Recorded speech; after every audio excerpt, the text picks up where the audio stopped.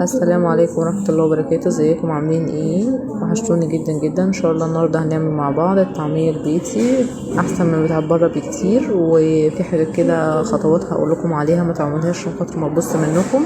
بس اهم حاجه ما تنسوش اللايك وشير الفيديو عشان كل جديد من يوميش توصلك. طبعا قبل ما نشوف المقادير وكمان نشوف طريقه التحضير نصلي بينا على النبي. اللهم صل وسلم على سيدنا محمد وآل سيدنا محمد. معايا كمان المقادير بتاعتنا نص كيلو من الفول المدشوش منقوع في ميه سخنه علشان خاطر كده يطرى ويبقى كويس معانا في الكبه زي ما احنا شايفين كده، عشان الفولية تقدر يعني الكبه تطحنها وما تبقاش قاسيه على الكبه. وكمان لو ما عندكيش كبه ممكن تضربيه في الخلاط عادي. طبعا نص كيلو من الفول المدشوش، وكمان معايا حزمة من الكرات ده اللي هو زي البصل الاخضر، عروق البصل الاخضر ده من عند اي حد بتاع الخضرة. لو ما عندكيش كرات ومش لاقيه ممكن ناخد عروق البصل الاخضر. ومعايا كمان بقدونس وكزبرة نص ونص. ومعايا كمان بصلايه وخمس فصوص من الثوم.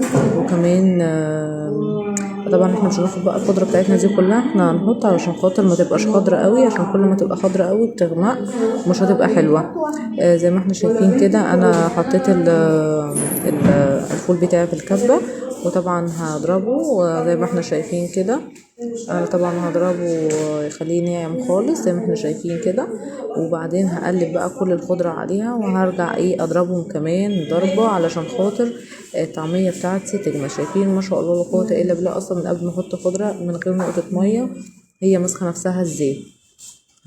طبعا بقى انا هحط الخضرة بتاعتي وهقلبها على بعضها وهرجع اضربهم تاني في الكبة مع البصلاية وكمان فصين الثوم. طبعا انا ما قلت لكم مش هحط الخضرة كلها، انا خدت حبة كده وهزود حبة بحبة. والله اللون اللي انا هوريه لكم ده هو ده اللون المظبوط للطعمية.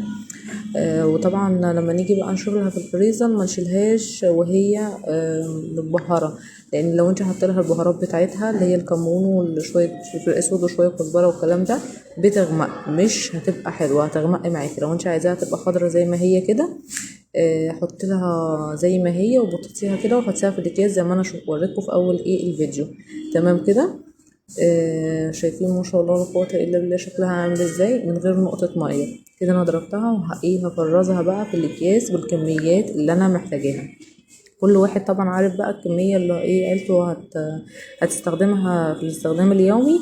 انا هعملها وهبططها كده وهدخلها الفريزر زي ما انا قلت لكم. ما تحطوش عليها اي بهارات، اول لما تخرج من الفريزر وتفك ضيفي لها بقى الاضافات بتاعتك اللي هي البهارات. مع السلامه في يوميات جديده.